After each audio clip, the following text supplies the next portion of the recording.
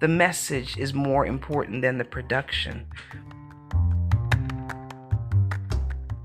The message is so much more important than the production. What if I just acted as if the message was the most important thing? I'm officially the pastor of the Fourth Church of the Holy Goldfish. It's a joke that keeps on giving, but it really is about taking responsibility for your own spiritual journey. And I thought, I'll just admit to what it is. It's going to be a raggedy podcast, and I'm not going to probably do production and a whole lot of editing. And so there'll be background noise and technical difficulties. But at the core of what my work is about is how do we connect with our heart and with our passions and do the healing work so that we can live differently in a way that feels loving and life embracing. And that's important to me. And that's something I'm passionate about. Like many things that have started in my life, I decided to do a thing called the Holy Goldfish Commentary.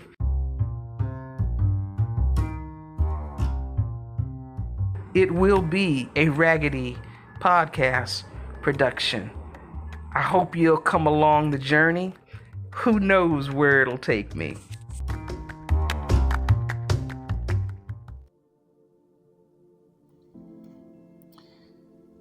Today was one of those days where I had a situation that caught me off guard. It affected me emotionally. It's one of those things that you don't expect for it to even affect you in any kind of way, but it does. And it's one of those things where I thought about that all day. And I'll tell you about it. Today was a day that I was mostly at my computer doing some things, doing some planning on a project. And every now and then, you go and check your internet feed. For me, it was Facebook. And as an expat, there's lots of groups where the expats share information and resources and just community gossip. Not in a bad way, just things that are happening. And it was one of those checks that I glanced down at my phone and pulled up one of my expat groups. And I saw a post that interested me. It was like a post saying, "Oh, I'm so sorry, I'm going to miss this person," like they had passed away. And sometimes you see a couple of the comments, and one of the comments said, "She's not dead, she just moved here." And I thought, that's interesting. I wonder what happened. And I clicked the comment feed. I don't even know this lady. And someone posted a comment that she had just recently moved here, but she took ill and was in the hospital for a short time and passed away. And before you know it, the tears had welled up in my eyes. And I kind of chuckled at the same time because I said, I don't even know this lady. But as I was thinking about it, one of those lessons, another dad story, one of those lessons that I got from my dad was about time. So there's enough time in life to do everything that you need to do. There's enough time. You don't have to rush through life. There's going to be enough time for you to accomplish your purpose, whatever that may be, in big ways and in small ways. There'll be enough time. And as that thought, just almost like a breeze, blew past my mind, it took me back to 2007. One of the conversations that I'd had with my father when he found out he had terminal cancer, inoperable cancer, was that he had been planning his retirement, the things he was going to do, and one of those things had been about moving down to the south where they had all those green trees. I lived in Macon, Georgia at the time. He was also talking about going to Brazil and was learning Portuguese. So it would be thrilling to him probably to find out that his daughter made it to South America. Not Portuguese, not Brazil in Portuguese, but Ecuador in Spanish. But I remember him saying that moving down to the south where they had all of those green trees. Because in California, you don't have the kind of greenery that you do in the South. But I also remember him saying, man, he'd like to take one more motorcycle ride. He was a gold wing man to the very end. He was very proud of that fact. And I was proud for him that he was a gold wing man. Loved his motorcycle, loved riding. And as we made the preparations for him to move to Macon, Georgia, that in and of itself was a whole whirlwind of magic that swirled me and several of my friends at the time into that magic of watching that happen.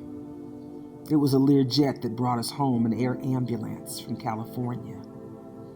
It was the people that rallied around to support this move that I was making on his behalf, to bring him home, knowing that we were bringing him to Georgia to die.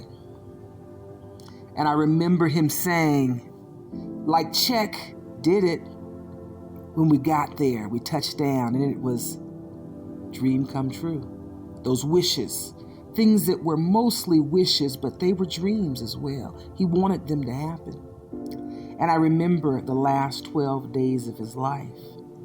The things that he said were important to him. It was a phone call to my brother. They were estranged. Relationship issues, family stuff. And I remember him saying to himself in the way that he always did every night, let me check. Yep, I'm at peace with God. And he'd go, let me see. Is there anyone I can do anything about being at peace with? And most nights the answer was no, and he went on with the rest of his charades. If I wake up tomorrow, I'll do it again. If not, put me in a Ziploc bag and throw me out back, because that was my daddy, and I'm Charles Hughes' daughter. So definitely after he passed away, I went to the funeral home and asked for that Ziploc bag. I think they thought I was distressed. I wasn't. I was just Charles Hughes' daughter. They wouldn't give it to me. But nonetheless, on one of those days, the thought crossed his mind that there was something more he could do to be at peace with my brother. I dialed the phone for him and was able to listen into that call. And he got off that phone and said, yep, I've done everything I can do to be at peace with everyone. But there were other things that he wanted to do. He had cancer that had spread to his bones. And he had gotten too light of weight and too weak to even ride a motorcycle at that time, but it just so happened that the hospice chaplain, Mike Manley, whose name I probably will never forget, rode a maroon gold wing just like my dad's. Same color, same make, same model. And he asked me, do you think your dad would mind if me and another gold wing man came and revved up the engines for him? At least one last time. And I said, no problem. I'm sure he would enjoy that. And my dad heard those motorcycles before they got to the house. He said, that sounds like a gold wing. I said, how do you know? Now, my dad also was a tinkering kind of mechanic, could fix everything from big rigs to motorcycles and had the tools to do it. And lo and behold, it was 2 gold wing men that showed up to rev the engines. And they asked him on a day that he had told me he was feeling a little achy. He said, would you like to take a ride? And my dad, without hesitation, never answered the question, just said, go get my shoes. And I'm Charles Hughes' daughter, so I went and got his shoes, and we taped that feeding tube behind his ear, put his shoes and a hoodie on, and off the back of that motorcycle, we got him, and off he went for the very last motorcycle ride of his life. And there was one more thing for my father. My father was a Christian. He was a member of the Seventh-day Adventist Church, and he was a Bible study teacher. And he said he wanted to make one more trip to church. He hadn't been in a while. Sick, too sick to go, too weak to go. But he made a point to say, that's one more thing I want to do. And we made that happen. We got up early that morning. I was his caregiver, and so we had to do the feeding tube and be able to feed him, and that took time and gravity to make that happen. But he was determined. He had taken that motorcycle ride after he had made that trip across country to move to that place where they had all those trees. And he made that last trip to church there in Macon, Georgia. And at a certain point in the service, he says, "I'm done. I'm ready to go." I thought he meant home, and he did.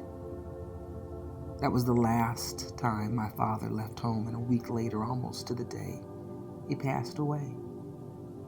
He was right. Life gives you enough time to do everything you need to do. And that whole chain of events played through my head like a movie as I was reading that post. And all I could think about was this lady. Moving out of the country is a big deal. It's a big deal. It's a whole lot that goes into it. And a whole lot of it is just getting your nerves up to make the leap. And I thought to myself as I read those posts, halfway in a chuckle and halfway with my eyes swelling up with tears, to think, she did it. She had enough time. She did it. She had set in her mind, she had set in her heart, I'm going to move to Cuenca, Ecuador. And she did it.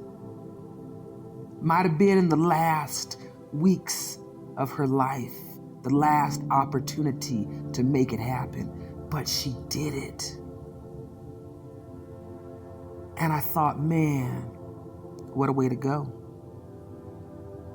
To realize that if that was one of the last unfulfilled desires of her heart, that she did it. Maybe she didn't get to spend a whole lot of time here. My father, after all the fanfare to get him relocated, lived 12 days in Georgia. 12 days. But he made it. He did it. And he took that last motorcycle ride on the back of a Honda Goldwing. And he made that last trip to church because that was important for him. And I thought, for this lady, maybe moving to Cuenca was that thing, that last desire of her heart. And there was enough time to do it. I got that part of the message early on. But then it was, how much of life are you rushing through because you think there might not be enough time? Are you taking time to enjoy the journey instead of trying to get to some destination that never occurs because there's always something else? And it took me all day to think that through. And really, it was a time for me to recommit to taking time to enjoy life. Not packing so much into life and into each day that I miss the opportunity to enjoy it. The realization, or at least my chosen truth, is that life's going to give us enough time. I don't have to speak for you, but for me, I'm going to choose to believe that life will give me enough time. And for anything that I leave undone when it's my time to go, don't worry about it. Either someone will fix it and finish it, or they won't. But that my quest is to live each day fully. Do the things that's important and leave the moments with no regret. And if I wake up tomorrow, I'll do it again. See, that was the lesson too from my dad. Because he started with, I'm at peace with God and I'm at peace with anybody I can do anything about being at peace with. But once he made sure that he was good with God and with man, his realization was, if I wake up tomorrow, good, I'll do the same thing. See what tomorrow's purpose is for my life in a real way, a literal way. And if I don't, no worries, I was done. If the universe decides that today is the last or this moment is the last, then I'm done. and I will be leaving with no regrets. And I'll be leaving at peace. And so this lady, a stranger, I don't know the lady, didn't get to meet her when she got here, can't even remember her name, but I'm grateful for her existence and the opportunity that she's given me in her life and even in her death to remember that life will give me enough time to make sure that I live each day fully and leave each moment with no regrets.